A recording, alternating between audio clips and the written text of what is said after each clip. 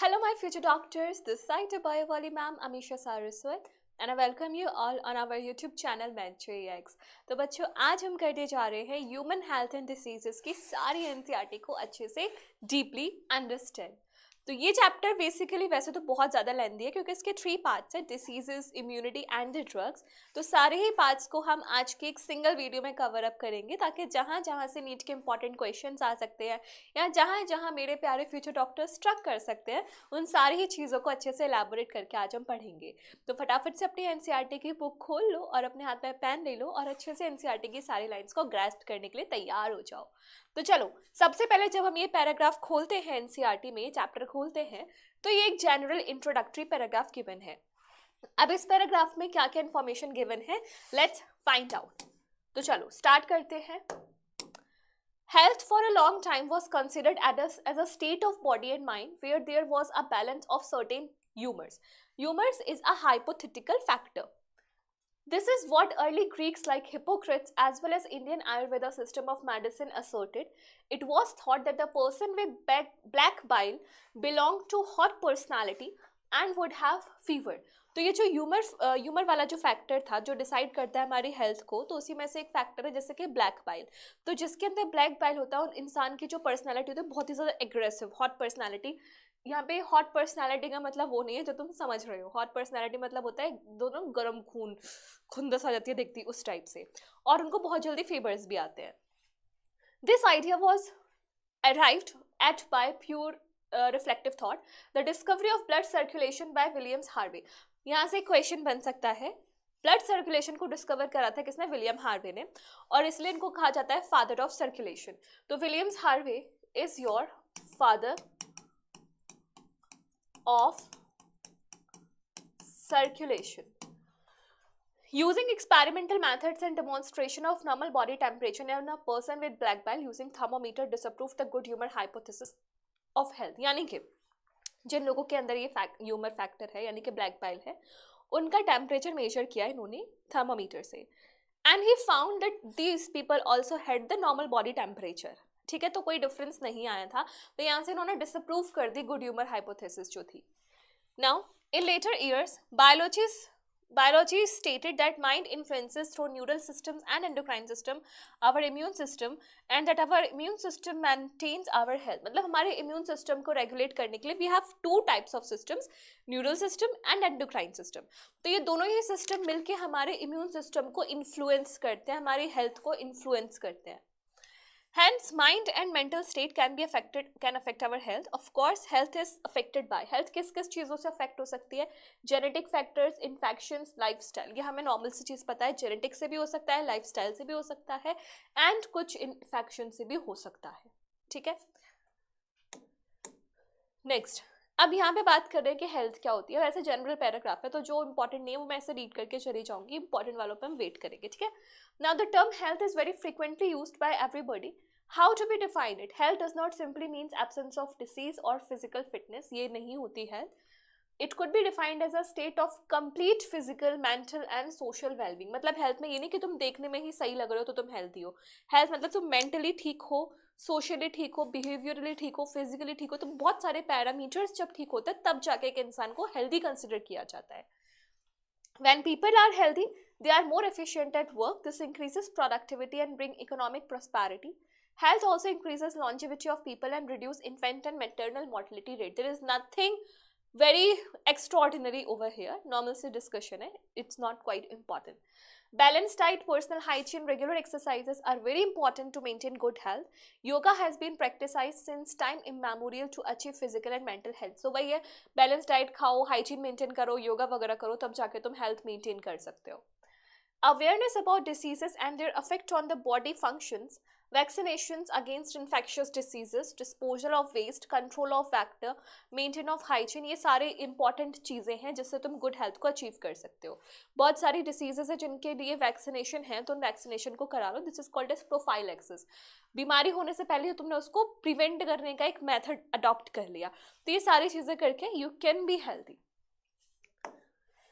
Now when the functioning of one, or I am repeating it again, NCERT liner, अगर तुम ऐसा लग रहा है कि पहली बार ये चैप्टर पढ़ रहे हो तो इस चैप्टर की प्लेलिस्ट में we have one short video also for this chapter, तो वहां जाके अभी आप इसको पढ़ सकते हो, फिर नीट मतलब एनसीईआरटी की लाइंस कवर कर सकते हो। तो everything for you is present on a single channel. तो इसके पीवाईक्यूज भी हम करेंगे। तो चलो स्टार्ट करते हैं आगे।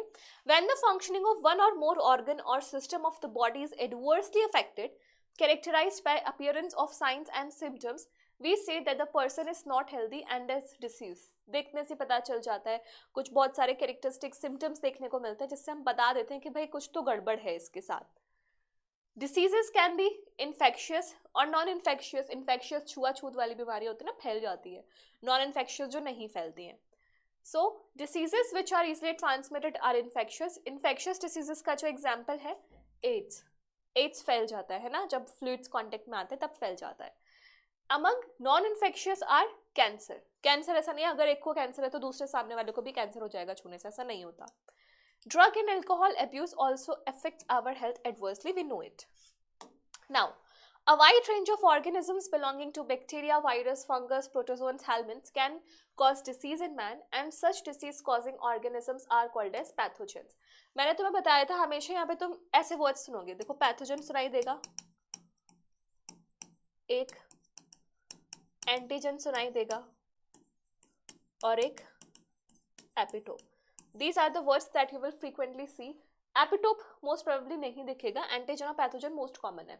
तो पैथोजन कोई भी फॉरेन ऑर्गेनिज्म जो डिसीज कॉज करता है, उसके ऊपर कुछ केमिकल्स लगे होते हैं जो हमारी बॉडी जिनको रिकॉग्नाइज करती है, उनको हम बोलते हैं sorry antigens.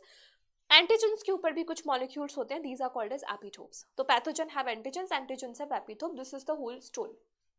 Now most parasites are therefore pathogen as they cause harm to the body by living in. ध्यान देना, most parasites are pathogen as they cause harm to host by living in or on them।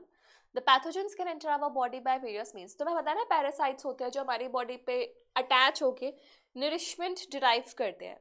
अगर वो body के ऊपर attached है जैसे कि lysis, तो वो हो जाएंगे एक्टोपैरासाइट्स। अगर बॉडी के अंदर अटैचमेंट शो करें तो these would be the endoparasites. ठीक है, तो एंडोपैरासाइट्स भी मोस्टली डिसीजेस कॉज कर देते हैं, तो they are also considered as a pathogen. Multiple तरीके से अंदर आ सकते हैं और मल्टीप्लाई करके हमारी वाइटल एक्टिविटीज को इरेगुलर वे से मतलब वो कर सकते हैं, डैमेज कर सकते हैं। कुछ हमारे मॉर्फोलॉजिकल एंड फंक्शनल डैमेज भी कर सकते हैं। मॉर्फोलॉजिकल डैमेज जैसे कि तुमने वो पढ़ा होगा एलिफेंटियासिस, है ना, कितनी ज्यादा ग्रॉस डिफॉर्मिटीज आती हैं, तो ये वो उसका एग्जाम्पल साइट किया जा रहा है। Pathogens have to adapt to life within the environment of the host. जैसा अंदर का होस्ट का एनवायरमेंट होगा वैसे ही पैथोजन अडेप्ट करेगा।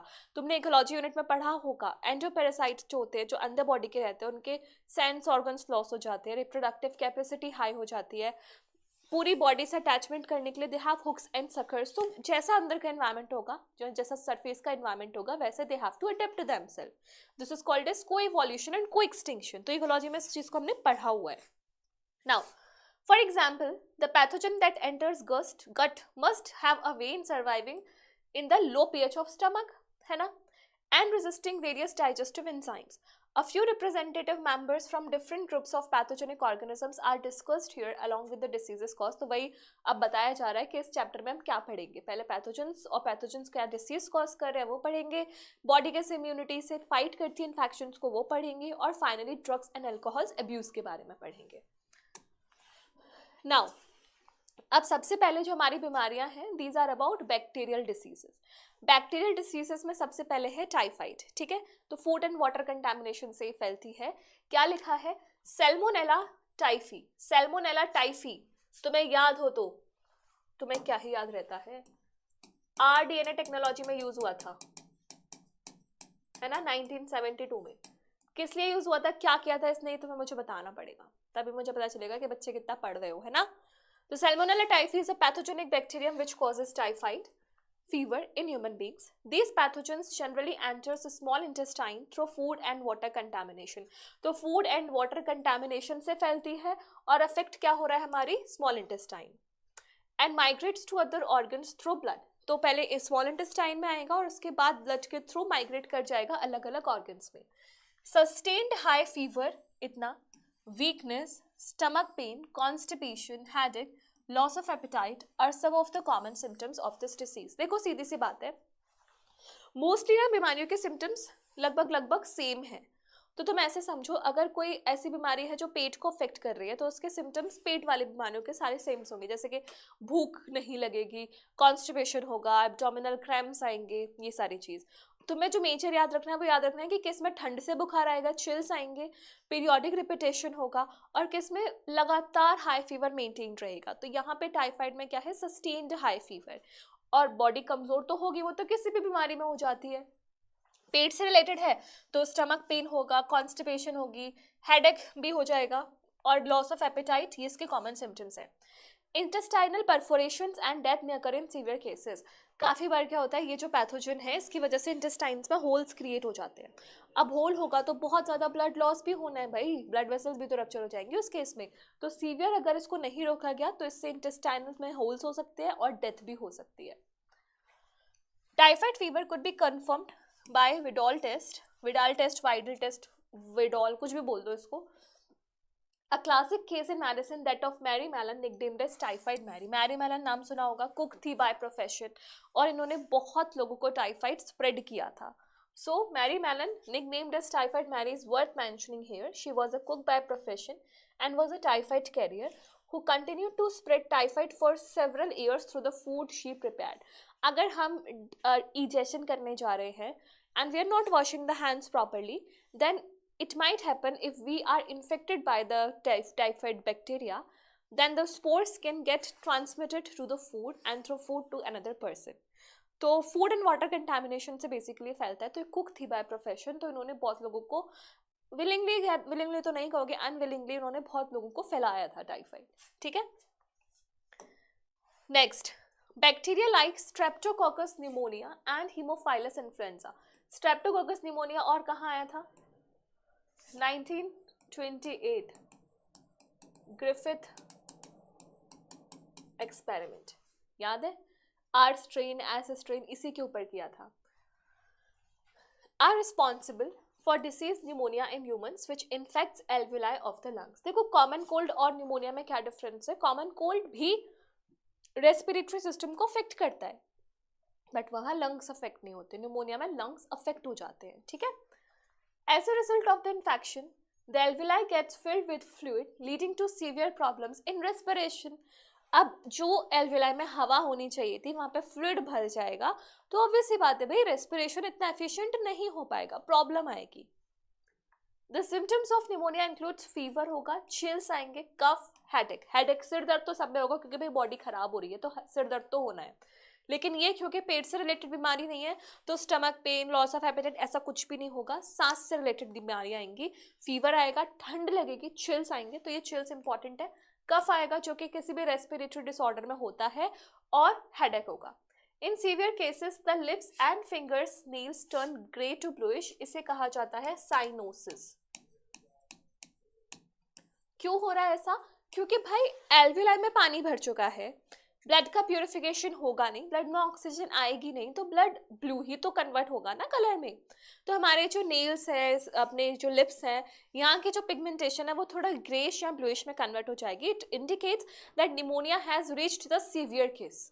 ठीक है, A healthy person acquires the infection by inhaling the droplets or aerosols released by infected person or even by sharing glasses or utensils with an infected person. मान लो किसी भी पर्सन को न्यूमोनिया है और उसने छींका, स्पिट किया, या उसके छींकने से मान लो इस पेन पे ही ड्रॉपलेट्स चले गए और किसी दूसरे पर्सन ने उसे छू लिया, तो वो भी इन्फेक्टेड हो सकता है, यानी कि इन्फेक्शियस डिसीज है।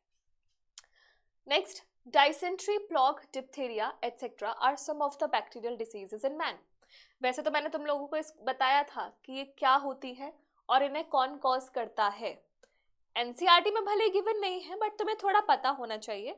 लेकिन यहाँ पे नीट में ऐसे क्वेश्चन पूछ सकता है, मल्टीपल जैसे 10 बीमारियां देती हैं और इसमें से बोलेंगे कौन सी इसमें से बैक्टीरियल है, सेलेक्ट करो। तो तुमने क्या पढ़ा, typhoid, pneumonia, dysentery, plough and diphtheria. ठीक है, तो ये तुम्हें याद रखनी है, बैक्टीरियल डिसीजेस हैं। Many viruses also cause diseases in human beings, यानी कि अब हम मूव कर चुके हैं toward the viral disease. Example है जैसे कि rhino virus. Rhino virus represents one such group of virus which cause one of the most infectious human elements called the common cold. किसी एक को कॉमन कोल्ड होता है, दूसरे को अगले दिन हो ही जाता है, तो कॉमन कोल्ड तो सबसे ज्यादा फैलने वाली बीमारी है। They infect the nose and respiratory passage but not lungs. तो वही बात है जो मैंने बोला था, निमोनिया में लंग्स भी इन्फेक्टेड होते हैं, बट इसके केस में, कॉमन कोल्ड के केस में अपर रेस्पिरेटरी ट्रैक्ट इन्फेक्ट होता है, alveoli is not affected. The common cold is characterised by nasal congestion, नाक बंद हो जाती है, सिंपल। इसके तो मतलब सिम्टम तुम्हारे तो रग रग में बसे होंगे, क्योंकि सबको ऑलमोस्ट हो जाता है बहुत बार। तो congestion, discharge, sore throat, hoarseness, cough, headache, ये सारी चीजें, टायर्डनेस है, तो ये सारे सिम्टम्स तुम आसानी से बता दोगे। ये कितने दिन तक रहते हैं? 3 to 7 days. Droplets resulting from cough or sneeze of an infected person are either inhaled directly or transmitted through contaminated objects like pan, books, ये सारी चीजें वही है। रेस्पिरेटरी सारी बीमारी छींकने से ही फैलेंगी, या फिर अगर तुमने वो ड्रॉपलेट्स को किसी, मतलब अगर यूटेंसिल में किसी भी आर्टिकल के ऊपर वो पड़ा है और तुमने छू लिया तो तुम्हें इन्फेक्शन हो सकता है। ठीक, next, some of the human diseases are caused by protozoans. तो वायरल के केस में हमने देख लिया, अब हम बात करें प्रोटोजोन्स के केस में। You might have heard about malaria. एक और चीज बताती हूँ, वायरल डिसीजेस में 2 डिसीजेस हमारी एनसीईआरटी में ऐड हुई है, एनसीईआरटी में नहीं, नीट के सिलेबस में ऐड ऑन हुई है, virus and chikungunya, sorry virus कह रही हूँ, डेंगू एंड चिकनगुनिया। तो dengue and chikungunya, since they are not mentioned in the NCERT lines, so I am not going to cover them here. If you want to learn those sections, so you can watch the one shot video there I have covered both the diseases. okay, तो viral disease में हमने 3 diseases पढ़ी है, कौन कौन सी? Common cold, dengue and chikungunya. अब हम प्रोटोजोन डिसीज पढ़ने जा रहे हैं। सो प्रोटोजोन डिसीज में सबसे कॉमन एग्जाम्पल है मलेरिया। नाउ इसका जो कॉजेटिव एजेंट है वो क्या है? Plasmodium. A tiny protozoan is responsible for this disease. Different species of plasmodium, plasmodium के मल्टीपल स्पीशीज है, plasmodium vivax, plasmodium malaria, plasmodium falciparum. और इन तीनों ही स्पीशीज में से जो सबसे ज्यादा खतरनाक है वो है फेल्सिपैरम। ठीक है, of these malignant malaria caused by Plasmodium falciparum is the most serious one. अगर कोई पूछे Plasmodium falciparum जो मलेरिया कॉज करता है उसका क्या नाम है, तो याद रखना ये कॉज करता है malignant मलेरिया, और ये सबसे ज्यादा फैटल होता है। Clear? Let us take a glance at the life cycle of Plasmodium, जो हमने कवर कर लिया, बट एक बार पढ़ लेते हैं। Plasmodium enters the human body as a sporozoites. इसकी जो इन्फेक्शियस फॉर्म है प्लाज्मोडियम की वो क्या है? Sporozoites. Through the bite of infected female Anopheles mosquito. तो फीमेल एनोफिलस मॉस्किटो क्या हो जाएगी? इसकी कैरियर, क्योंकि इसके अंदर इन्फेक्शियस फॉर्म प्रेजेंट होती है।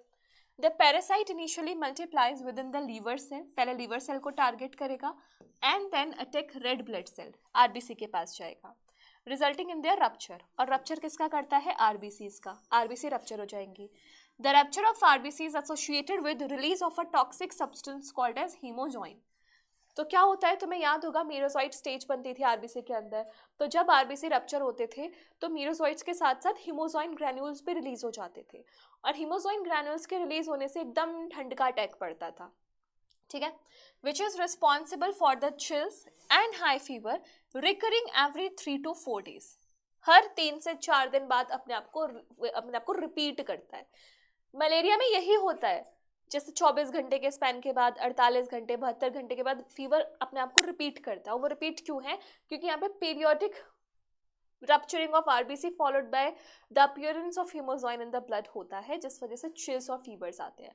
तो ये प्लाज्मोडियम फेल्सिपेरम का कितना है? 3 से 4 days। ठीक है, when a female anopheles mosquito bites an infected person, these parasites enter mosquito's body and undergo further development। ठीक है, मॉस्किटो की बॉडी में चले जाते हैं, वहाँ पे डेवलपमेंट करते हैं। The parasites multiplies within them to form sporozoites that are stored in the salivary glands। तो वहाँ पे क्या होता है? स्पोरोजोइड्स का फॉर्मेशन होता है, क्योंकि मॉस्किटो के अंदर गट में इनकी सेक्सुअल रिप्रोडक्शन होती है, तो वहाँ पे स्पोरोजोइड्स फॉर्म हो जाते हैं और स्टोर कहाँ होते हैं? उनकी सलाइवरी ग्लैंड्स में। Now, when these mosquito bites a human, the sporozoites are introduced into his or her body, thereby initiating the events mentioned above। अब जब ये सेम मॉस्किटो किसी इंसान को बाइट करेगा तो ये स्पोरोजोइट्स सलाइवरी ग्लैंड से निकलकर उस इंसान के ब्लड में चले जाएंगे। सो The malarial parasite requires two hosts, कौन कौन, human and mosquito, to complete its life cycle. The female mosquito is the vector. Vector क्या होते हैं, जो ट्रांसमिट करते हैं, जैसे बायोटेक्नोलॉजी में पढ़ा था ना, वेक्टर जो हमारे जीन ऑफ इंटरेस्ट को ट्रांसफर करते हैं. यहाँ वेक्टर क्या है, जो हमारी इन्फेक्शियस स्टेज को ट्रांसफर करता है. समझ में आया? ये की पॉइंट्स थे मलेरियल इन्फेक्शन के. अब एक बार इसका एनसीईआरटी डायग्राम भी समझते हैं. तो सबसे पहले क्या होगा, ये मॉस्किटो है, हमारे हाथ को काट रहा है. Basically it is liberating sporozoites into your bloodstream. So when the mosquito bites another human, sporozoites are injected with bite. Parasite यहाँ पे किसके लिए यूज किया है, sporozoid reach the liver through the blood. Parasite reproduce asexually in the liver cell, bursting the cell and releasing them into the blood. Blood में चला जाएगा. Now parasite reproduce asexually in RBC, bursting the RBC and causing cycle to fever. मतलब वही हेमोसाइन release हो जाएंगे. Sexual stages gametocyte develop in RBC. Important line है जो हम इग्नोर कर देते हैं कि इनके जो गैमेटोसाइट्स हैं, मेल और फीमेल माइक्रोमेगा, वो भी आरबीसी के अंदर ही बनते हैं. ठीक है. अब क्या होगा, यहाँ से लेकर यहाँ तक ये जो पूरा ह्यूमंस में है, ये पूरा एसेक्सुअल लाइफ साइकिल का पार्ट है. और इसके बाद जो मॉस्किटो में होगा वो सारा क्या हो जाएगा, सेक्सुअल. ठीक है. गैमेटोसाइट्स, फीमेल मॉस्किटो ने इनको लिया जब वो इस इन्फेक्टेड पर्सन को खा रही थी, तब ले लिया. इसके बाद fertilisation and development takes place in mosquito gut. Gut में इसकी फर्टिलाइजेशन होगी, स्पोरोजॉइट बनेगा, स्पोरोजॉइट का फॉर्मेशन होगा. And mature infective stage sporozoite escape from gut and migrates to the salivary glands. तो सलाइवरी ग्लैंड्स में क्या हो जाएंगे, स्टोर. समझ में आया? This is the life cycle of malarial parasite called as Plasmodium. चलो, मलेरिया का पढ़ लिया. अब आगे बढ़ते हैं, बात करते हैं इसमें अमीबियासिस यानी कि अमीबॉइक डिसेंट्री. तो Entamoeba histolytica is a protozoan parasite in the large intestine. ये लार्ज इंटेस्टाइन का है. टाइफाइड किसका था, स्मॉल इंटेस्टाइन का. विच कॉजेज अमीबियासिस या फिर अमीबिक डिसेंट्री. ये अगर इंटेस्टाइन का है, पेट का है, तो वही सिम्टम्स होंगे, पेट से रिलेटेड सारी बीमारियां होंगी. Symptoms includes constipation, abdominal pain, cramps, stools with excessive mucus and blood clots. तो यहाँ पे क्या होता है, ये भी क्या करता है, इंटेस्टाइनल परफोरेशंस करता है. ये हिस्टोलाइटिका वर्ड जो है ना, हिस्टोलाइटिका, इसका मतलब होता है हिस्टोलिसिस. लाइसिस मतलब ब्रेक डाउन एंड हिस्टो मतलब टिश्यू. पढ़ा है ना हिस्टोलॉजी. तो जब टिश्यूज का ब्रेक डाउन होगा, लार्ज इंटेस्टाइन के टिश्यूज का ब्रेक डाउन होगा, ये लार्ज इंटेस्टाइन है, तो यहाँ पे ब्लड वेसल्स भी तो होंगे ना. तो जब ये ब्रेक डाउन होगा यहाँ पे, तो सारा का सारा तो म्यूकस बाहर आने लगेगा और सारा का सारा ब्लड बाहर आने लगेगा. तो इसीलिए यहाँ पे इंसान का जो स्टूल बनता है, फीसेस बनती है, उसमें क्या क्या प्रेजेंट होता है, कहाँ गया, हाँ, ब्लड क्लॉट्स एंड म्यूकस. ठीक है. House flies act as the mechanical carrier. House flies के वैक्टर्स हैं that serves to transmit the parasite from faeces of infected person to food and food products, thereby contaminating them. इसीलिए shops पे जब भी open food items होते हैं तो ज़रूरी है उनको नेट से कवर करना. जहाँ पे मक्खियाँ भिन भिन आती हैं, उन फूड आइटम्स को लेने के लिए तुम्हें अवॉइड करना चाहिए, बिकॉज नोबडी नोज कि वो इस पैथोजन के कैरियर हों. ठीक है. तो ऐसा नहीं खाना चाहिए हमें. Drinking water and food contamination by faecal matter are the main sources. वही फीकल मैटर फूड और वाटर कंटामिनेशन से फैल जाती है. Next, now we have proceeded towards the helminthic disease. Ascaris, the common roundworm, and Wuchereria, the filarial worm, are the some of the helminths which are known to be pathogenic for men. जैसे filarial worm है, तो ये जो बीमारी cause करता है elephantiasis, उसको हम फिलेरियासिस भी बोल देते हैं. और एस्कैरियासिस क्यों बोला, क्योंकि एस्कैरिस कॉज कर रहा है. Now symptom of this disease includes internal bleeding. ये भी पेट से रिलेटेड है. ठीक है. Internal bleeding, muscular pain, fever, anaemia क्योंकि लॉस ऑफ ब्लड तो हो रही है, पीछे भी ब्लड का लॉस हो रहा था. ठीक है. And blockage of intestinal passage, ये इसके सिम्टम्स हैं. The eggs of parasites are excreted along with feces of infected person which contaminates soil, water, plant, etc. Plants भी contaminate हो सकता है. A healthy person acquires this infection through contaminated vegetables, fruits and pure water. ठीक है. तो इसका जो infected spore है जो भी इसका प्रोडक्ट है वो हमारी ज़मीन, पानी, मिट्टी, पेड़ सब जगह जा सकता है, तो उसके जो भी प्रोडक्ट्स हम खा रहे हैं उनमें भी वो इन्फेक्शन हो सकता है।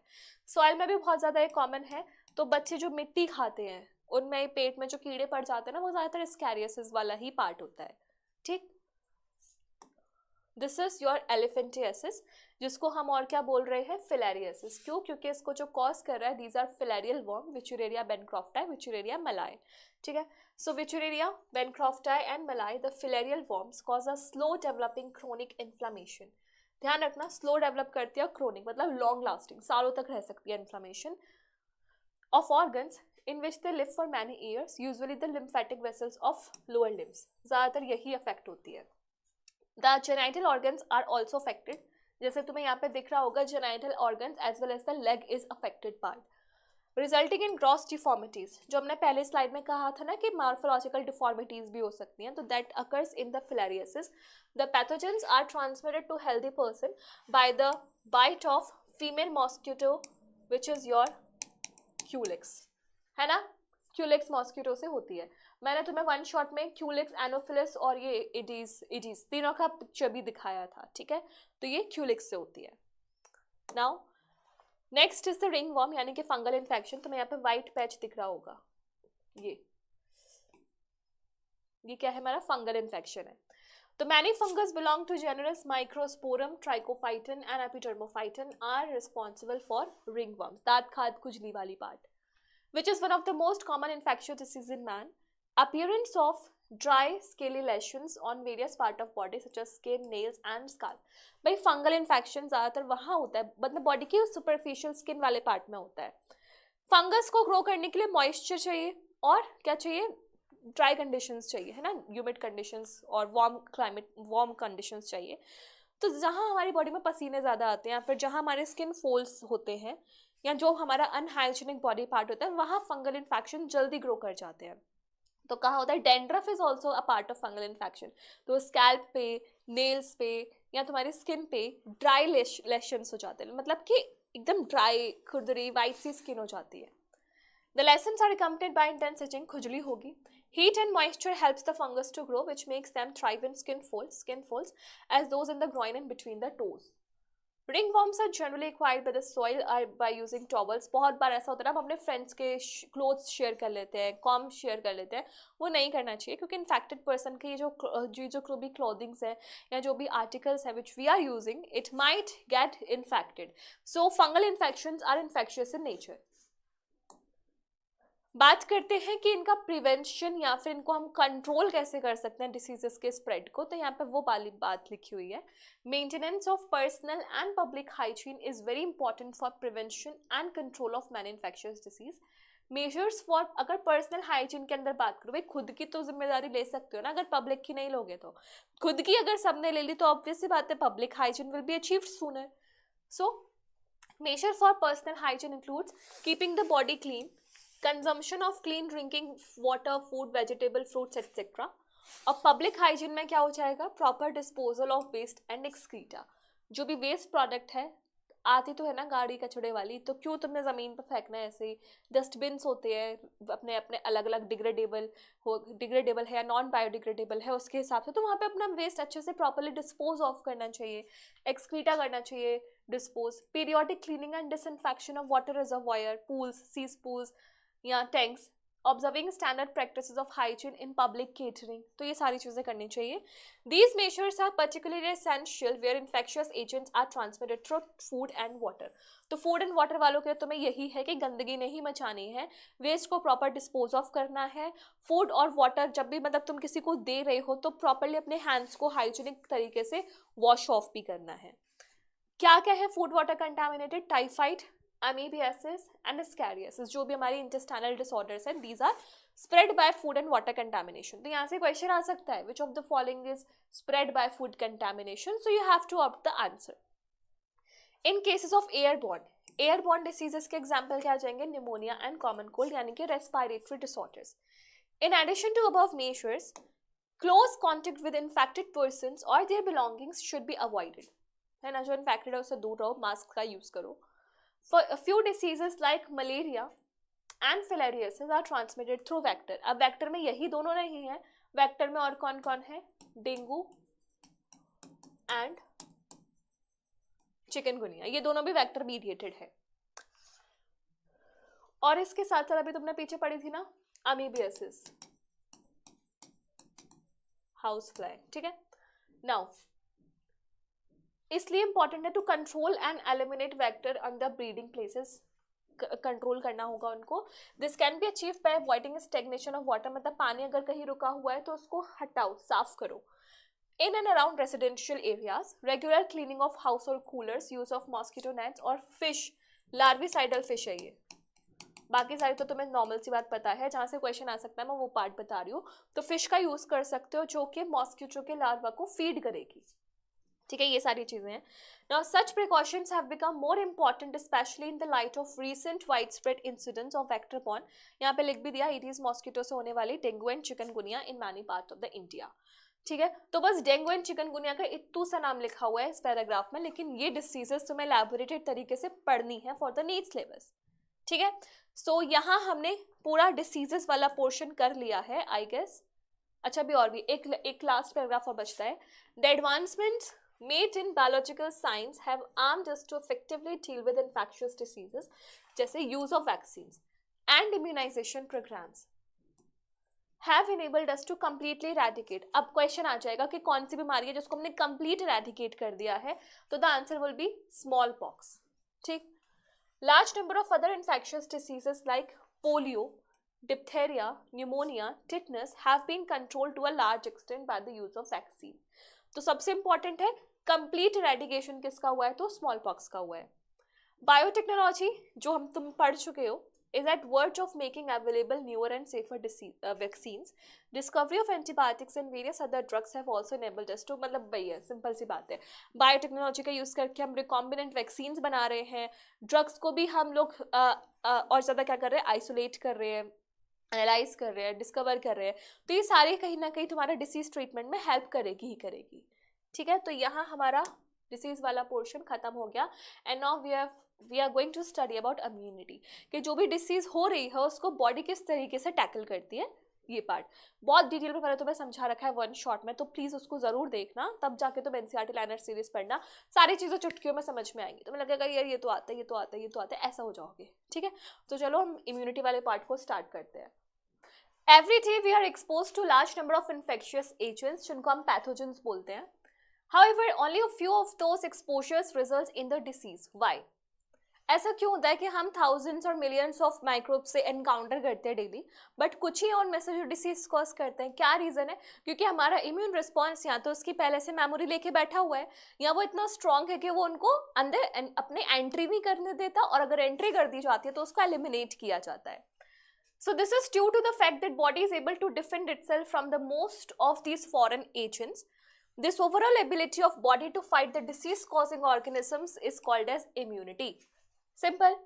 इसको फाइट करने की जो बॉडी की टेंडेंसी है उसे कहा जाता है immunity.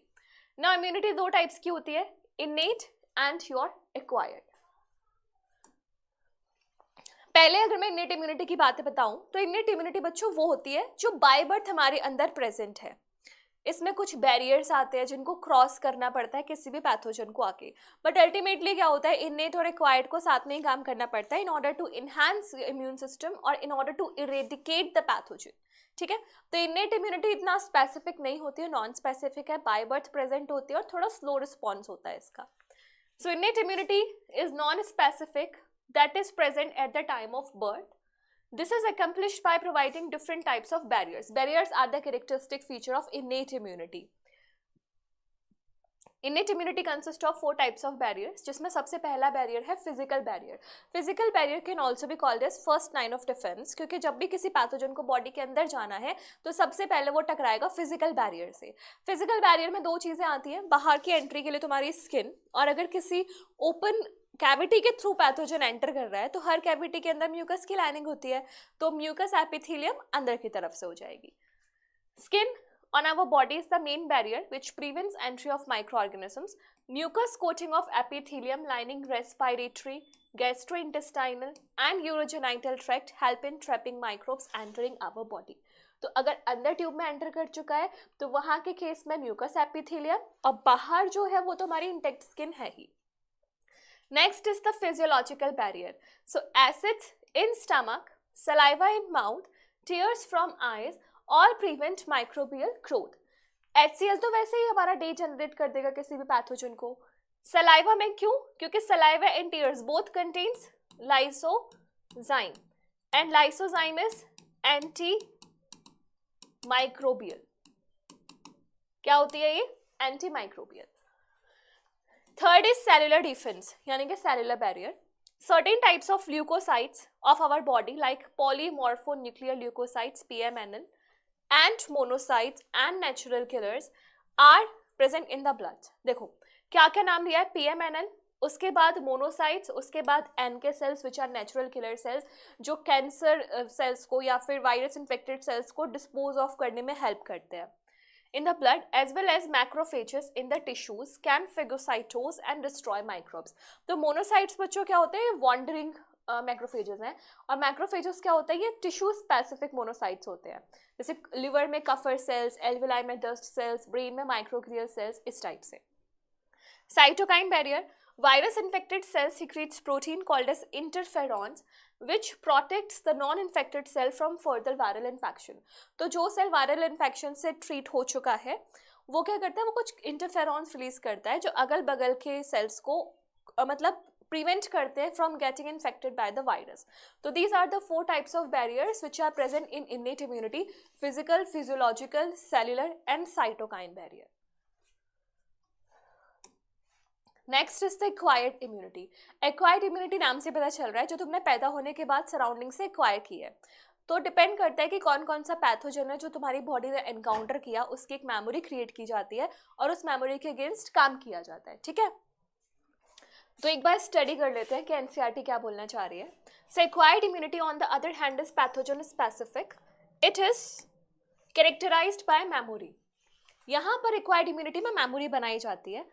This means when body encounters a pathogen for the first time, it produces a response called as primary response, which is of low intensity। ऐसे समझो तुम किसी से मिलने जा रहे हो, पहली बार तुमसे वो इंसान मिलेगा, so you might not be very much interested। हो सकता है तुम्हारे मन में कंफ्यूजन होगा, पता नहीं कैसा है, ठीक है, बेकार है, कैसा नेचर है। लेकिन एक बार तुम उससे मिलने के बाद फ्रेंडली हो जाओगे तो next time you will be more excited to meet them. तो वही केस है, पहली बार की जो हमारा रिस्पॉन्स होता है that is of lower intensity. Subsequent encounter with the same pathogen elicit highly intensified secondary or anamnestic response। उसका जो secondary response होता है वो high intensity का होता है और उसे हम बोलते हैं anamnestic response। This is ascribed to the fact that our body appears to have memory of the first encounter, क्योंकि हमने first encounter की memory बनाई हुई है। Moving on, acquired immunity का major molecule is the antibodies। So the primary and secondary immune responses are carried out with the help of 2 special type of lymphocytes present in our blood, B and T lymphocytes। B lymphocytes होते हैं bone marrow में बने हुए, T lymphocytes होते हैं bone marrow में बने हुए but they mature in the thymus. तो B and T lymphocytes होते हैं। The B lymphocytes produces an army of protein in response to pathogen in our blood to fight with them। इन molecules को क्या बोलते हैं? Antibodies. So antibodies are specifically produced by your B cells. T cells themselves do not secrete antibody but help B cells, help करते हैं B cells को, और इन type के T cell को बोलते हैं T helper cells जो हेल्प करते हैं B cells की। Each antibody molecule has 4 peptide chains, 2 small light chains and 2 heavy chains। तो इसे कहा जाता है H2L2, ये वाली heavy chain और ये दोनों क्या है? light chains। अब हैवी और लाइट चेन में भी तुम्हें दिख रहा होगा, एक है ये वाला पोर्शन वेरिएबल रीजन और एक ये वाला पोर्शन होता है कांस्टेंट रीजन। ये एनसीईआरटी में मेंशन नहीं है बट ये होता है, दिस इज वेरिएबल रीजन। देखो हमारी बॉडी में 5 टाइप की इम्यूनोग्लोबुलिन्स हैं, IgA, D, E, G, M, ये 5 टाइप की हैं, गेम ET। ठीक है, ऐसे करके हम याद करते हैं। तो पैथोजन तो बहुत सारे टाइप के हो सकते हैं ना, उन सारे पैथोजन्स को ये 5 एंटीबॉडीज कैसे कम्बैट करती है? Because of their variable region. Variable region pathogen के हिसाब से अपनी शेप चेंज कर लेता है और यही का पार्ट होता है एंटीजन बाइंडिंग साइट। जो भी एंटीजन है वो इसी रीजन पे आके बाइंड करता है। क्लियर? यहाँ पे ये C और N क्या सिग्निफाई करते हैं? कोई भी पेप्टाइड होती है तो उसमें एक COH वाला टर्मिनस होता है और एक NH2 वाला टर्मिनस होता है, तो ये C टर्मिनस और N टर्मिनस को रिप्रेजेंट कर रहा है। Next, hence an antibody is represented as H2L2. Different types of antibodies are produced in our body. A, M, E, G are some of them. इसको तुम simply ऐसे याद कर लो, गेम और आगे D, गेम D, ठीक है. A cartoon of antibodies given in the figure. Because these antibodies are found in the blood, the response is called as humoral response. Blood में मिलता है इसलिए humoral response बोलते हैं. This is one of the two types of our acquired immune response, antibody mediated. Second type is called as cell mediated immunity, जहाँ पे cell आपस में बातचीत करते हैं, ठीक है. This is CMI. The T lymphocytes mediate CMI. T lymphocytes इसे बनाते हैं. Very often when some human organs like heart, eye, liver, kidney fails to function satisfactorily, transplantation is the only remedy to enable patient to live a movement. हाँ भाई, ऐसा होता है, कोई organ खराब हो गया है तो ऑर्गन का ट्रांसप्लांटेशन कराना होता है. तो एनसीईआरटी तुमसे पूछना चाह रही है कि ट्रांसप्लांटेशन में कौन सी इम्यूनिटी काम आती है, ह्यूमोरल या cell mediated. So it is your cell mediated, क्योंकि मैंने तुम्हें वन शॉट में बताया था कि फॉरेन बॉडी के पास अपना आई कार्ड होता है, हमारे बॉडी सेल्स के पास अपना आई कार्ड होता है, तो उन आई कार्ड्स को पहचानने का काम टी लिम्फोसाइट्स कर सकती है, ठीक है. So then a search begins to find a suitable donor. Why is it that the organs cannot be taken from just anybody? What is that the doctors check? They check for ID card. That ID card is called as MHC molecules. I have told you in the one shot video, yes? So grafts from just any source, an animal, another primate or human beings cannot be made since the grafts would be rejected sooner or later. Tissue matching, blood group matching are essential. मतलब पहले tissue check करना होता है, tissue match करना पड़ता है, फिर blood group match भी करना होता है before undertaking any transplant. And even after this the patient has to take immunosuppressant all his life. पूछा जाता है कि इम्यूनोसप्रेसेंट कब तक लेना है, 1 महीना, 2 महीना, 1 हफ्ता, पूरी जिंदगी. तो पूरी जिंदगी भर लेना पड़ता है, क्योंकि ऑर्गन ट्रांसप्लांट के टाइम पे हम रिसीवर का इम्यूनो रिस्पॉन्स सप्रेस कर देते हैं by giving him the immunosuppressant. You have to mention in the comment section natural immunosuppressant. It is a hormone. बताओ, 11th क्लास का याद करके बताओ, एक hormone which is immunosuppressant. Okay, तो यही है सेल्फ और नॉन सेल्फ वाली training. When a host is exposed to antigen which may be in the form of a living or dead microbe or other protein, antibodies are produced. This type of immunity is called active immunity. अगर हम किसी को immunity देना चाहते हैं तो 2 तरीके से दे सकते हैं, एक्टिव और पैसिव. एक्टिव में हम पैथोजन डालेंगे, पैथोजन को मार के डालेंगे, या फिर पैथोजन का कोई प्रोटीन डालेंगे, तो हमारी बॉडी खुद से एंटीबॉडीज बनाएगी. पैसिव वाले में क्या करो, तुम पहले से ही एंटीबॉडी डाल रहे हो, तो बॉडी को इतना काम नहीं करना पड़ता, ठीक है. सो एक्टिव इम्यूनिटी स्लो क्यों है, क्योंकि बॉडी को खुद से पहले एंटीबॉडीज बनानी पड़ेंगी and takes time to get its full effective response. Injecting microbes deliberately during immunization or infectious organisms gaining access into body during natural infection induced. मतलब सिंपल सी बात है, कहीं पे भी अगर बॉडी में एंटीजन या एंटीजन का कोई भी पार्ट एंटर कर रहा है, so that immunity is your active immunity because body has to become active to elicit the response, ठीक है. और अगर तुम पहले से ही बनी हुई एंटीबॉडी डाल रहे हो तो that is going to be the passive immunity. Now, when ready-made antibodies are directly given to protect the body against foreign agent, it is called as the passive immunity. Clear? Do you know why mother's milk is considered very essential? क्योंकि तुम्हें पता है colostrum होता है. Colostrum is very rich in antibodies, specifically IgA. तो IgA में rich होता है, तो ये कैसे हो जाएगी, पैसिव इम्यूनिटी, ठीक है. दूसरा प्लेसेंटा से मिलती है. प्लेसेंटा से कौन सी मिलती है, IgG. तो both are the example of your passive immunity. Clear? Okay, now next, vaccination and immunisation. The principle of immunisation और vaccination is based on the property of memory. Memory पर बेस्ड है, ठीक है, एक्वायर्ड इम्यूनिटी है. यानी कि in vaccination में क्या होता है, a preparation of antigenic protein or of pathogen or an activated weakened pathogen are introduced into the body. Pathogen डाला जाता है. The antibodies produced in the body against these antigens would neutralize the pathogenic agent during actual infection. Infection से पहले तुमने ये डाल दिया, तो जब actual infection आएगा उसके लिए बॉडी में तो पहले से ही एंटीबॉडी बन गई. So these antibodies are going to encounter the pathogenic infection. The vaccines also generate memory B cells and T cells. ये जो memory बन रही है उसमें memory B cells भी बनते हैं, memory T cells भी बनते हैं, that recognize the pathogen quickly on subsequent exposures and overwhelm the invaders with a massive production of antibodies. समझ में आया? मेमोरी स्पेसिफिकली बी सेल की नहीं बन रही, मेमोरी बी और टी दोनों सेल्स की बन रही है. तो जब एक्चुअल में वो पैथोजन आएगा तो anamnestic response will be created through our body. If a person is injected with deadly microbes to which quick immune response is required, as in tetanus में deadly microbes को डाला जाता है, we need to directly inject the preformed antibodies or antitoxin. जहाँ quick response चाहिए, there you need to administer preformed antibodies. तो कहाँ दिया जाता है ये? tetanus के केस में और snake bite के केस में, snake bites में. तो ये क्या हो जाएगा? passive immunization. ठीक है? Now ये इंपॉर्टेंट है, यहां तुम्हें याद रखना है ये वाली लाइन. हेपेटाइटिस बी वैक्सीन को हमने प्रोड्यूस किया गया है यीस्ट से, रिकॉम्बिनेंट डीएनए टेक्नोलॉजी का यूज करके.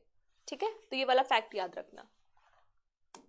Now when you have gone to new places and suddenly you start sneezing, wheezing or for no explained reasons, and when you went away your symptoms disappeared, did you this happen to you? मतलब यहाँ पे allergy की बात चल रही है, तुम यहाँ पे हो एकदम सही सलामत हो, तुम किसी दूसरे जगह पे जाए, अचानक से छींक आ जाए या फिर आंखों में पानी पानी आने लगे, नोज बहने लगे, तो ये सब क्यों होता है? That is because of the allergy. So the above mentioned reactions could be because of allergy to pollen, mites, etc., which are different or for different places. ठीक है, तो यहाँ पे एलर्जी के बारे में ही लिखा है. एलर्जी क्या होती है? Allergy is exaggerated immune response to certain chemicals. Normally लोगों को नहीं होता उससे कोई इन्फेक्शन, बट हमारी बॉडी बहुत ज़्यादा बढ़ चढ़ के रिस्पॉन्स क्रिएट करती है. So the exaggerated response of immune system to certain antigens present in environment is called allergy. The substances to which such immune response is produced are called allergens. In substances को हम क्या बोलते हैं? allergens. जैसे कि pollen grain हो गया, gluten हो गया, किसी किसी को तो जो हमारे पेट के फर होते हैं उनसे भी एलर्जी हो जाती है. ठीक है, so common example includes mites in dust, pollen, animal tenders. Symptoms includes sneezing, watery eyes, running nose. क्योंकि जो हमारी एलर्जी है ना वो हमारे फिजिकल बैरियर को सबसे ज़्यादा इन्फेक्ट करती है. तो तुमने देखा होगा एलर्जी में रेड रैशेस हो जाते हैं स्किन पे, because skin is a part of physical barrier.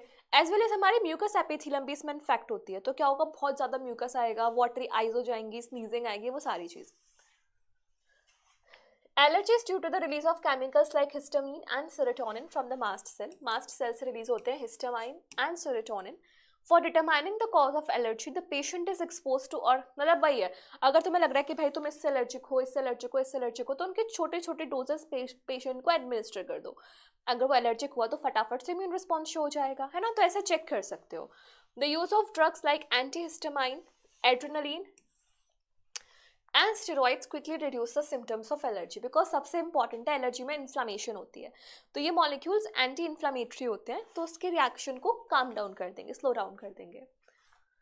Somehow modern day lifestyle has resulted in lowering of immunity and more sensitivity to allergens. More and more children in metropolitan cities, वही है, तुमने देखा होगा पहले गांव के बच्चे थे, उनको इतनी जल्दी किसी भी चीज़ से एलर्जी नहीं होती थी. लेकिन आजकल हमारी लाइफस्टाइल ऐसी बन गई है, मेट्रो सिटीज़ जो होती है वहाँ पर बच्चे छोटी छोटी चीज़ों से एलर्जिक हो जाते हैं, छोटे छोटे बच्चे एलर्जिक हो रहे हैं. सो कहीं ना कहीं हमारी लाइफस्टाइल इज बेसिकली ऑल्टरिंग और manipulating our immune system. This is what they want to say. ठीक है. Now next is the autoimmunity. Autoimmunity खुद से ही समझ में आ रहा है, खुद के लिए ही इम्यूनिटी, खुद के अगेंस्ट ही इम्यूनिटी. तो जैसे मैंने तुम्हें बताया था कि टी सेल्स को ट्रेनिंग दी जाती है बचपन में कि ये तुम्हारा सेल है, ये तुम्हारा सेल नहीं है. बट मान लो तुमने तो उसे खूब सिखा दिया, पढ़ा दिया, लिखा दिया, बड़ा कर दिया, लेकिन वो कंफ्यूज हो जाए, उससे कभी ऐसा लगे कि ये जो मेरा खुद का सेल है, मेरा खुद का सेल नहीं है, और वो उसी को खत्म करने लग जाए, डिस्ट्रॉय करने लग जाए, तो उसको कहा जाता है autoimmunity. So, memory-based acquired immunity evolved in higher vertebrates based on ability to differentiate foreign organisms. ठीक है, differentiate कर सकते हैं. While we still do not understand the basis of this, two corollaries of this ability have to be understood. One, higher vertebrates can distinguish foreign मतलब ये higher vertebrates यानी कि mammals ने ये सबके लिए दिया हुआ है higher vertebrates में. Most of the experimental immunology deals with this aspect. Two, sometimes due to genetic and other unknown reasons the body attacks the self cell. तो जेनेटिक भी इसका रीजन हो सकता है.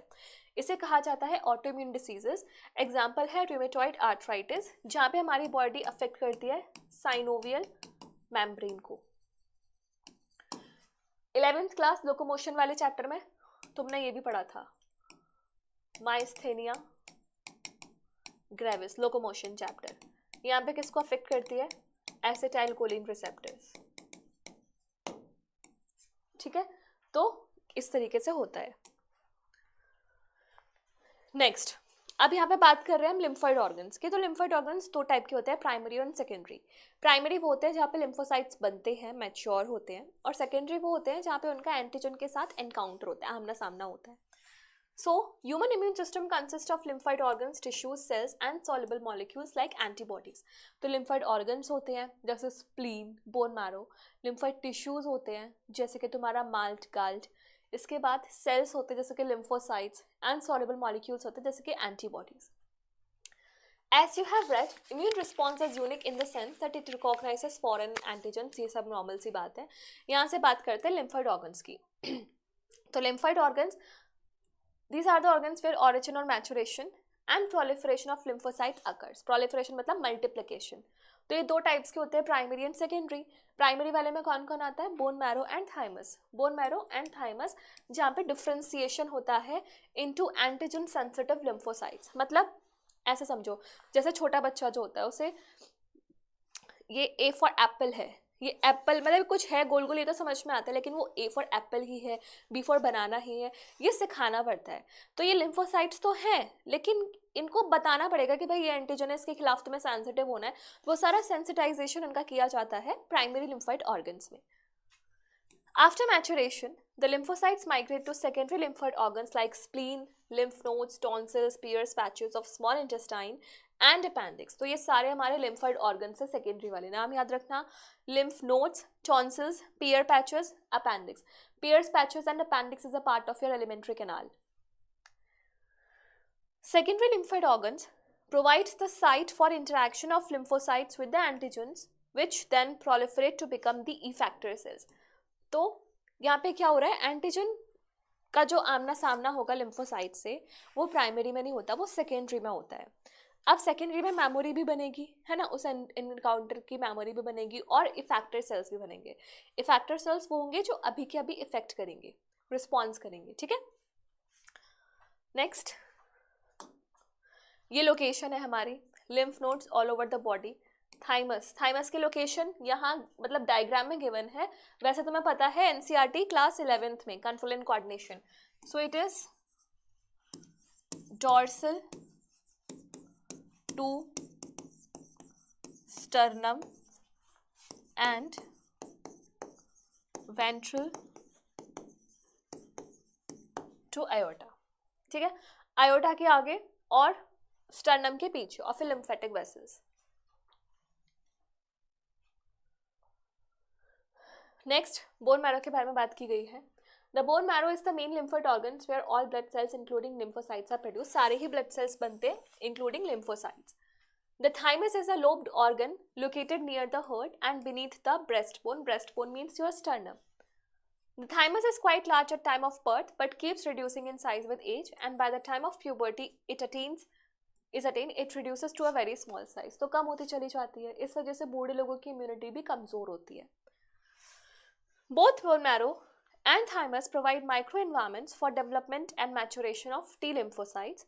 Spleen is large bean-shaped organ, mainly contains lymphocytes and phagocytes. ये secondary lymphoid organ की बात चल रही है।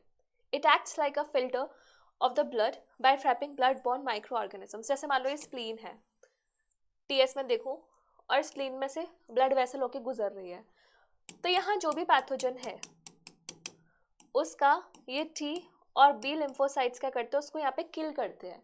तो एक तरीके से ये हो रहा है कि यहाँ पे जब अंदर एंटर किया तो एंटीजन वर हाई, लेकिन जैसे यहाँ से एग्जिट किया तो एंटीजन वर लेस, तो फिल्टर कर दिया इसने एंटीजन्स को। Spleen also has a large reservoir of erythrocytes, that's why it is also called as graveyard of RBC. Lymph nodes are small solid structures located at different points along the lymphatic system. Lymph node serves to trap the microbes or other antigens. Lymph nodes का भी वही काम है कि मतलब अलग अलग reason में प्रेजेंट है, हमारे पूरे लोअर जॉ पे, फिर आर्म पिट्स में, बहुत सारे जगह में प्रेजेंट है। इनका काम होता है लोकली उस पार्टिकुलर पैथोजन को ट्रैप करना। Antigens trapped in lymph nodes are responsible for activation of lymphocytes present there and cause the immune response. सीधी सी बात है, सेकेंडरी लिम्फोइड ऑर्गन्स में जो भी पर्टिकुलर पैथोजन आएगा वो वहाँ के लिम्फोसाइट्स को एक्टिवेट करा देगा for immune response. There is a lymphoid tissue also located within the lining of major tracts, respiratory, digestive, urinogenital, because all these tracts contains mucus in their lumen. So mucus है तो वहाँ पे malt भी होगा, mucosa associated lymphoid tissue. It constitutes about 50% of the lymphoid tissue in the human body. ये important है, NEET में पूछा गया है अलग अलग तरीके से, ठीक है। तो malt 50% पार्ट बनाते हैं हमारे lymphoid tissues का। नेक्स्ट एड्स की बात चलती है। एड्स पहली बात तो कंजेनाइटल, मतलब एक एड्स एक तरीके से एक्वायर्ड है, हमने ना बर्थ के बाद इसको एक्वायर करते हैं और ये इन्फेक्शियस भी है। तो word AIDS stands for acquired immunodeficiency syndrome. This means deficiency of immune system acquired during the lifetime of an individual, indicating that it is not a congenital disease, मतलब by birth present नहीं होती है। Syndrome means a group of symptoms, तो अलग अलग types के symptoms आएंगे क्योंकि इम्यून रिस्पॉन्स तो कोलैप्स हो चुका है, तो सिंड्रोम वर्ड यूज किया गया है। सबसे पहले रिपोर्ट किया गया था 1981 में, and in last 25 years or so it has spread all over the world, killing more than 25 million persons. So this is a factual data, not much important for the NEET perspective. Now, okay. AIDS is caused by human immunodeficiency virus, which is HIV, a member of group of virus retrovirus. Retrovirus वो viruses होते हैं which undergoes reverse transcription.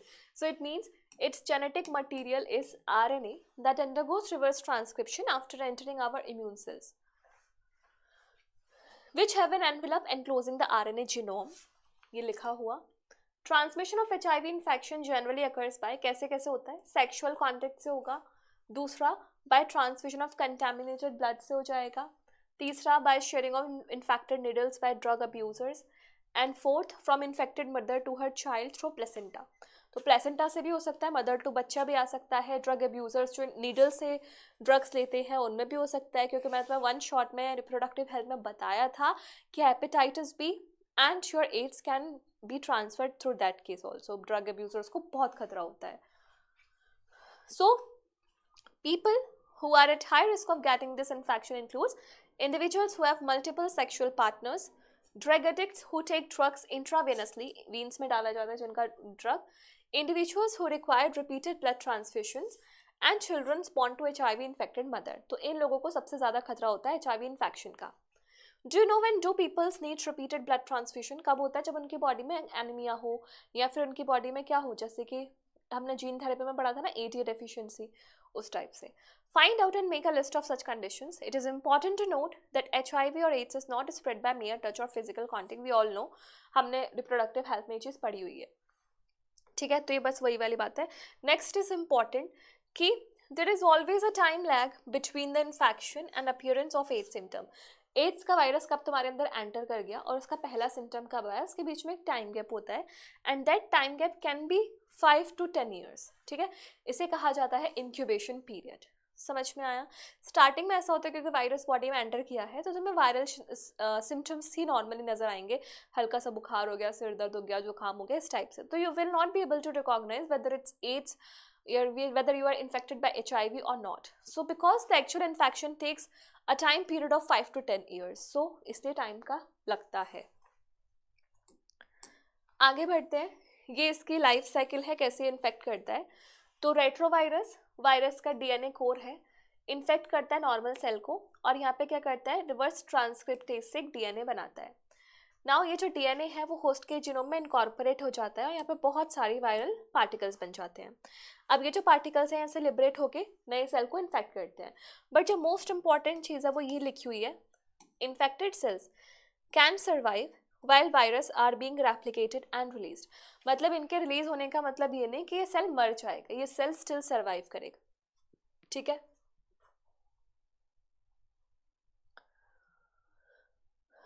After getting into the body of the person, the virus enters into macrophages where RNA genome of the virus replicates to form viral DNA with the help of enzyme reverse transcriptase, जो अभी मैंने बताया था, reverse transcriptase enzyme की help से reverse transcription होगा. This viral DNA gets incorporated into host, फिर macrophages continue to produce virus, और क्योंकि macrophages बहुत टाइम तक वायरस बनाते हैं तो उनको कहा जाता है HIV factory. Simultaneously, HIV enters into helper T cells, replicates and produces progeny virus. The progeny virus released in the blood attack other helper T lymphocytes. यानी कि तुम्हारे ये जो वायरस का पार्टिकल है मैक्रोफेजेस से निकलने के बाद हेल्पर टी सेल्स को ढूंढता है, उनको अफेक्ट करता है. This is repeated, leading to progressive decrease in the number of helper T cells in the body. During this period, the person suffers from bouts of fever, diarrhea, weight loss. सीधी सी बात है, T lymphocyte है जो तुम्हारी immunity को maintain कर रहे हैं, उनका ही नंबर अगर कम हो जाएगा तो सिम्टम्स तो देखने को मिलेंगे. तो क्या क्या सिम्टम्स आते हैं? फीवर आता है, डायरिया आता है, वेट लॉस हो जाता है, वॉमिटिंग होती है, सारी चीज़ें आती हैं. Due to decrease in number of T lymphocytes, the person starts suffering from infection. यहाँ पे नाम important है, Mycobacterium, virus, fungus and even parasites like toxoplasma. तो छोटे से छोटा लेवल का जो इन्फेक्शन है वो भी हो जाएगा और इंसान की डेथ भी हो सकती है. Now a widely used diagnostic test is ELISA. ELISA मैंने तुम्हें 3 से 4 बार बता दिया कैसे काम करता है.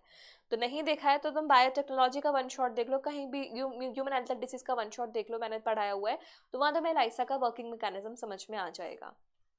ठीक है. Treatment of AIDS include antiretroviral drugs, जो obviously बात है that is going to block the reverse transcription, only partially effective. This can also call, ठीक है, ये तो normal है. prevention तो कुछ नहीं है. AIDS has no cure, prevention is better than the cure, ये वाली बात है.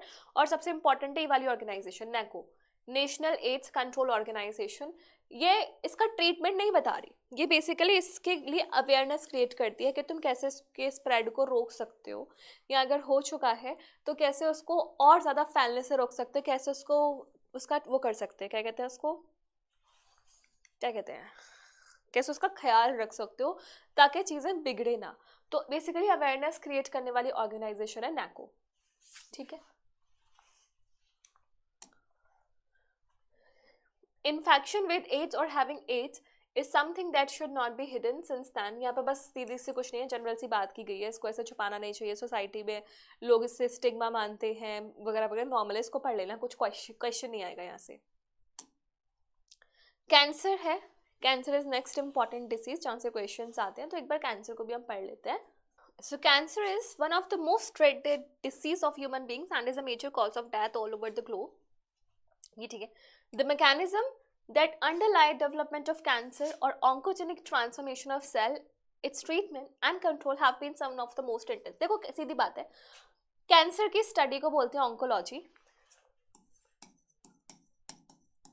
और कैंसर ट्रीटमेंट वाले जो स्पेशलिस्ट होते हैं उनको बोलते हैं हम ऑन्कोलॉजिस्ट. ठीक है.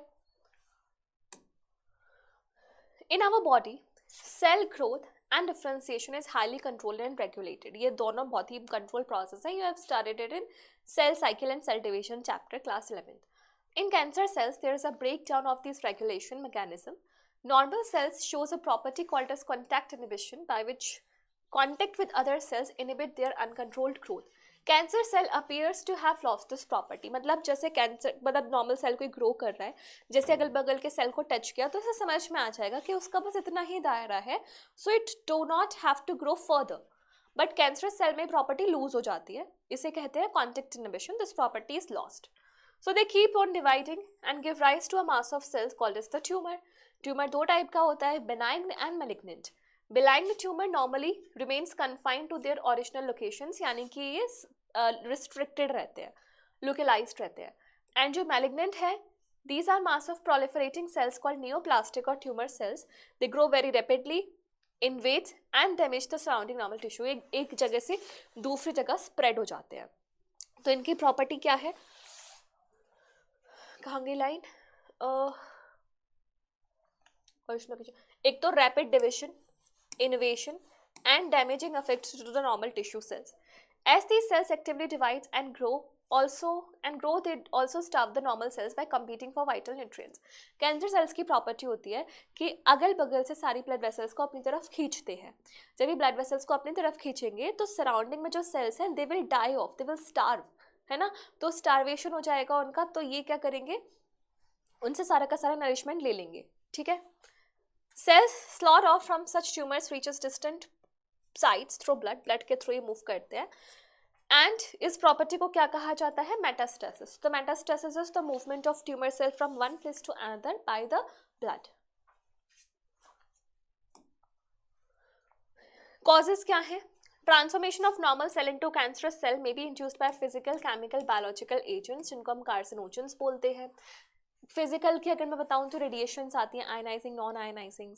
केमिकल्स में जैसे कि निकोटीन आता है. बायोलॉजिकल में जैसे तुम्हारा वो आता है ऑन्कोजेनिक वायरसेस आते हैं. तो यहाँ पे लिखा हुआ है आयनाइजिंग रेडिएशन जैसे कि X rays, gamma rays. Non ionising जैसे कि यूवी रेज, ये डैमेज करते हैं तो न्यूप्लास्टिक ट्रांसफॉर्मेशन हो जाता है. केमिकल में जैसे एग्जाम्पल आ गया टोबैको स्मोक. ठीक है. और बायोलॉजिकल में आ गया तुम्हारा oncogenic virus. Further, several genes called cellular oncogenes have been identified in normal cells, which when activated under certain condition called oncogenic. मतलब हमारे पास ये प्रोटो ऑन्कोजीन्स होते हैं.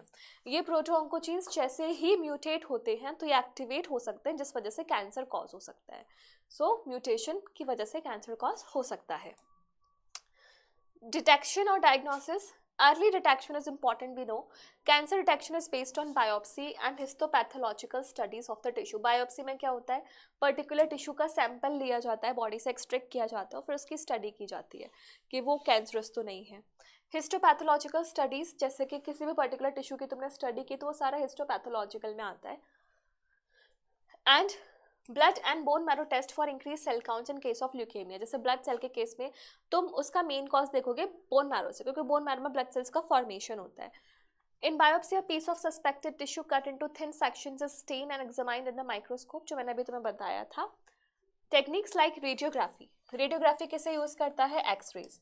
सीटी स्कैन किसे यूज करता है, इसमें लिखा नहीं है क्या, ये भी लिखा था, एक्सरेज करता है. और एमआरआई यूज करता है तुम्हारे यूवी रेज और मैग्नेटिक फील्ड्स.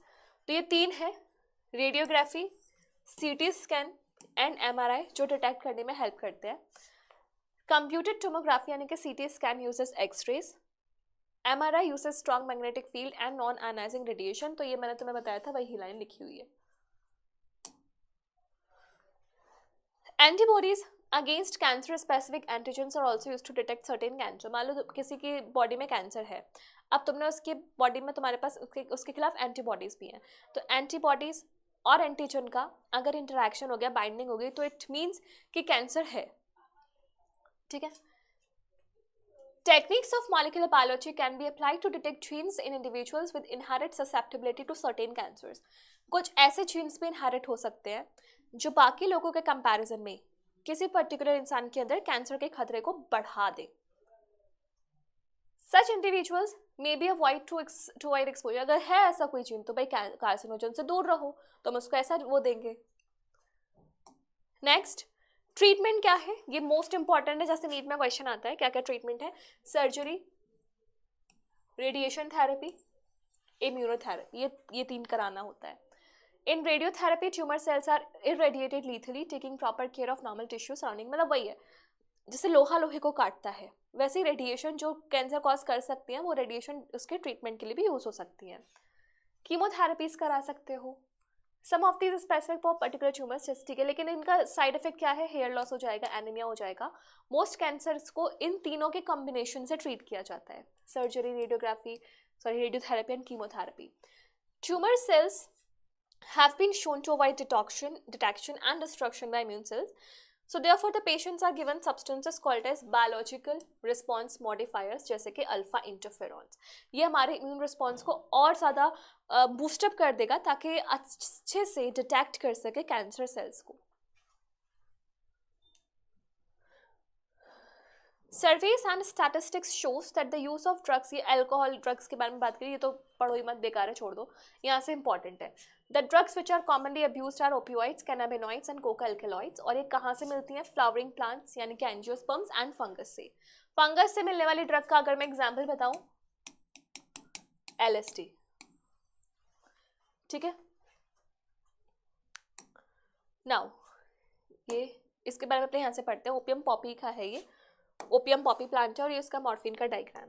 तो यहाँ पे लिखा है opioids are the drugs which binds to specific opioid receptor present in the GI tract and CNS. Opioid receptors कहाँ होते हैं? सेंट्रल नर्वस सिस्टम में एंड जीआई ट्रैक्ट में। हेरोइन जिसको हम कॉमनली क्या बोलते हैं? Smack. It is a diacetyl morphine, यानी कि मॉर्फिन का डाइएसिटाइलेशन किया जाता है तब जाके हीरोइन मिलता है। हीरोइन की क्या क्या प्रॉपर्टीज हैं? वाइट होता है, odorless, bitter, crystalline. It is obtained by acetylation of morphine, which is extracted from latex of poppy plant Papaver somniferum. तो Papaver somniferum plant की latex से मिलते हैं हमें opioids. Generally taken by snorting and injection, it is a depressant and slow down body function. Snorting वो जो होता है ना, ऐसे जो स्मेल करके लेते हैं ड्रग्स को इनटेक करते हैं, वो स्नॉटिंग होता है। तो स्नॉटिंग से लिया जाता है। ये डिप्रेसेंट है और हमारे बॉडी के सारे फंक्शंस को काम डाउन कर देता है। तो बॉडी अपने आप ही चली जाती है रिलैक्स्ड कंडीशन में, तो कोई भी पेन, दुख, दर्द कुछ भी महसूस नहीं होता। Cannabinoids are a group of chemicals which interacts with cannabinoid receptors present principally in the brain. Cannabinoid receptors, these are obtained from inflorescence of cannabis sativa. Cannabis sativa plant की इन्फ्लोरेसेंस से मिलता है और कैनाबिस प्लांट के different part से हमें different cannabinoids मिल सकते हैं, जैसे कि हाशीश, चरस, गांजा, मैरिजुआना, ये सारे के सारे। Now the flower tops, leaves and resins of cannabis plant are used in various combination to produce marijuana, hashish, charas and गांजा, जो मैंने तुम्हें अभी बताया। और वन शॉट में भी मैंने इसको डिटेल से कवर भी किया हुआ है with the mechanism, so do watch that video. Generally taken by inhalation and oral ingestion, these are known for their effects on cardiovascular system. तो important है, सबसे ज़्यादा effect किस में show करते हैं? cardiovascular system पे। ये snorting से लिया जाता था ज़्यादातर and injection से, और ये लिया जाता है कैसे? oral ingestion या फिर inhalation से। इन दोनों में से जो एड्स है या हेपेटाइटिस बी है, उसका खतरा होने का चांस यहाँ ज़्यादा है क्योंकि इंजेक्शन से लिया जाता है। ठीक है, नेक्स्ट, ये कैनाबिस सटाइवा प्लांट है। Coca alkaloid is obtained from coca plant, Erythroxylum coca, native to South America. पूछा जाता है कहाँ का प्लांट है Erythroxylum coca, तो it is of South America. It interferes with the transport of neurotransmitter dopamine. मैंने तुम्हें बताया था डोपामीन को साइनेप्टिक क्लेफ्ट से प्री साइनेप्टिक न्यूरॉन वापस से ले लेती है। अब वो एक हैप्पी हार्मोन की तरह भी कंसिडर किया जाता है। अगर वो होगा, सिग्नल देगा, तो आगे एक हैप्पीनेस, वेलबींग का सिग्नल जाएगा। लेकिन अगर ये नहीं हुआ तो वह सिग्नल डिसअपीयर हो जाएगा। तो डोपामीन ज़्यादातर क्या होता है, कुछ टाइम के बाद वापस ले लिया जाता है। तो उसके ये क्या करती है, उसका जो ट्रांसपोर्टर है उसको ब्लॉक कर देती है, ताकि डोपामीन ज़्यादा देर तक साइनेप्टिक क्लेफ्ट में रहे और ज़्यादा देर तक सिग्नल पोस्ट साइनेप्टिक न्यूरॉन को मिले। तो that's why it creates a sense of euphoria. Cocaine, इसको और क्या बोलते हैं? कोक, क्रैक, इसको स्नॉट करके लिया जाता है। ये इसका एक्शन कहाँ होता है? सेंट्रल नर्वस सिस्टम में, and it causes a sense of euphoria. Euphoria क्या होता है? Wellbeing and increased energy. लेकिन अगर इसकी एक्सेसिव डोजेस हो गई तो इट कैन कॉज हेलुसिनेशंस। ठीक है, other well known plants with hallucinogenic property are atropa belladonna and datura. ठीक है, these days cannabinoids are being abused.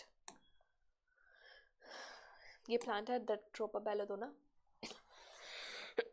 Sorry.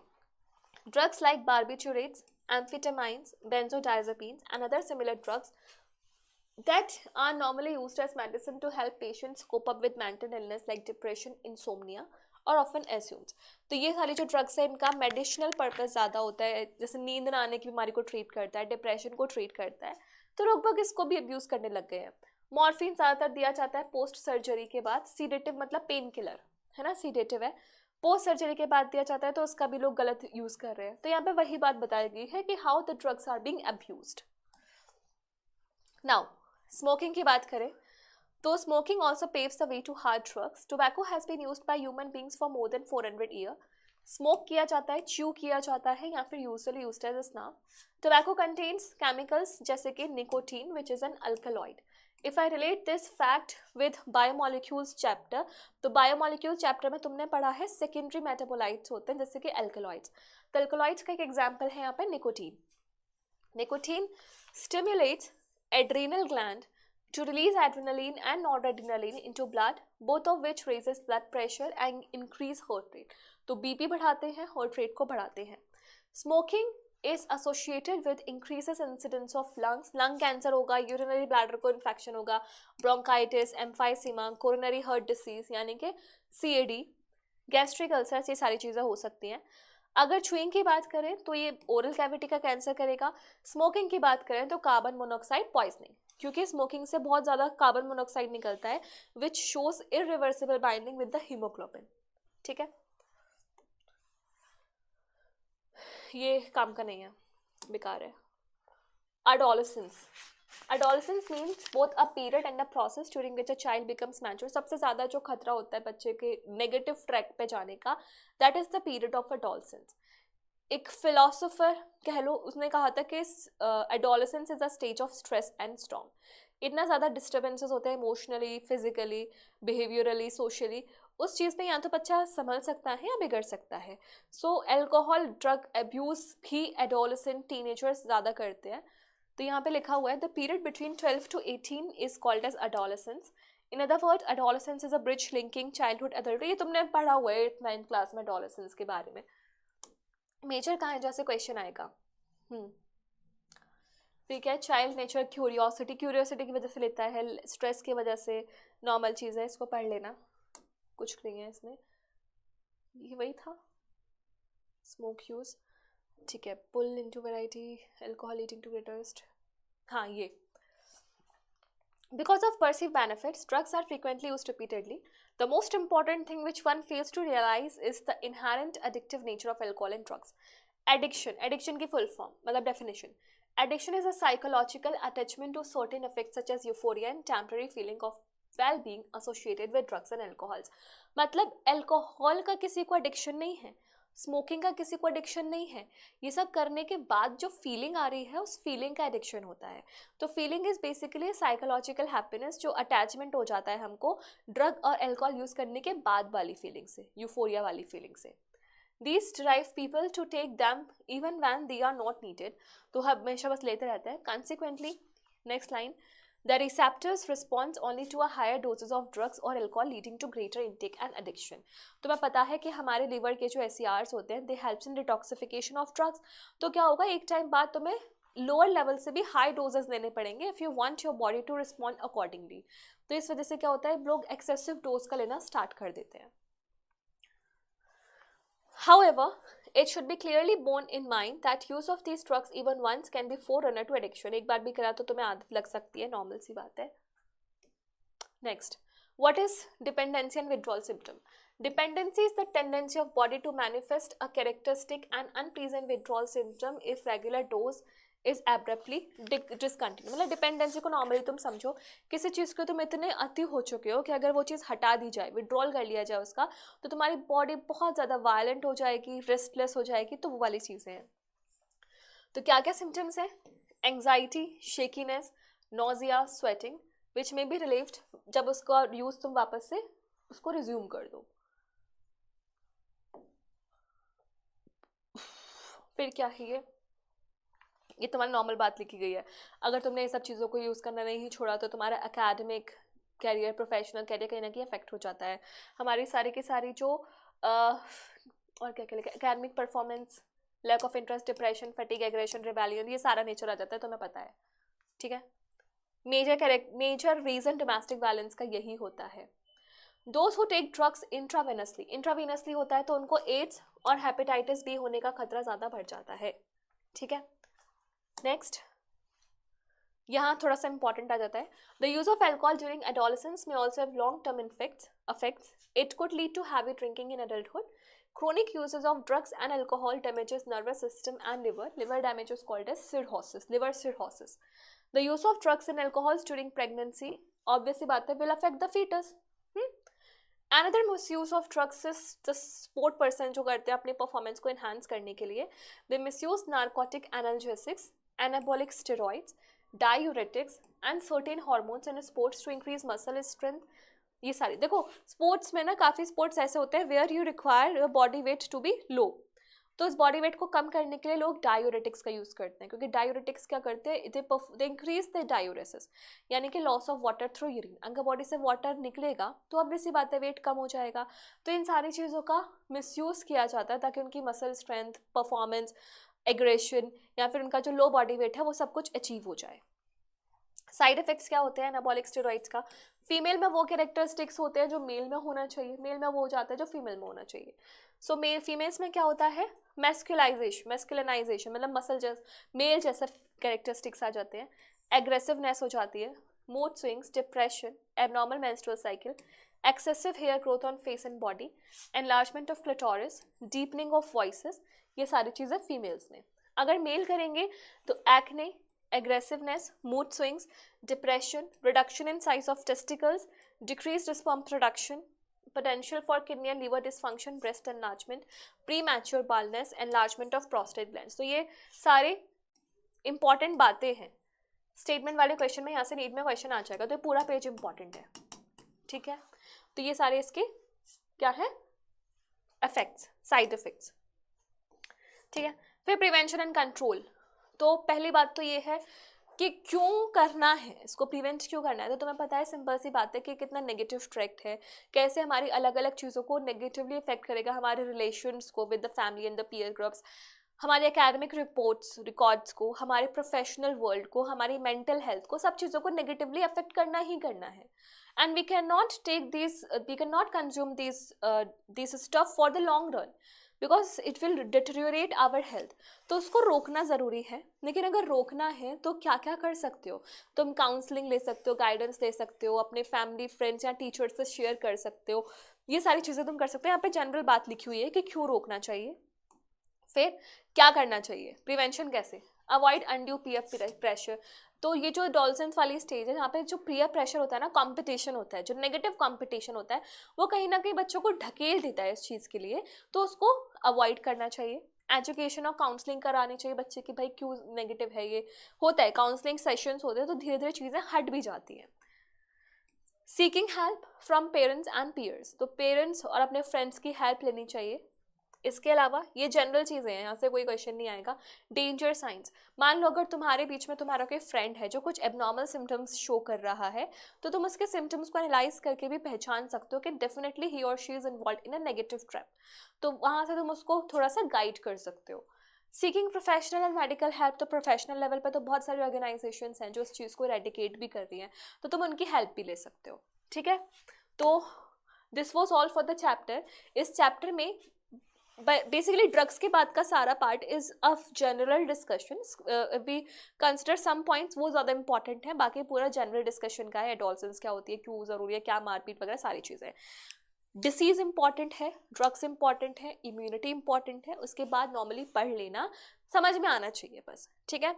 So one short पे इसका कवर कर लेना, बाकी कल हम इसके सारे नीट PYQs भी करेंगे, तो तुम्हारा कॉन्सेप्ट थोड़ा सा और बूस्टअप हो जाएगा। Okay, so will meet you soon with more videos of your NCERT liner series as well as MCQs of NEET PYQs। So till then, bye bye, take care, all the best.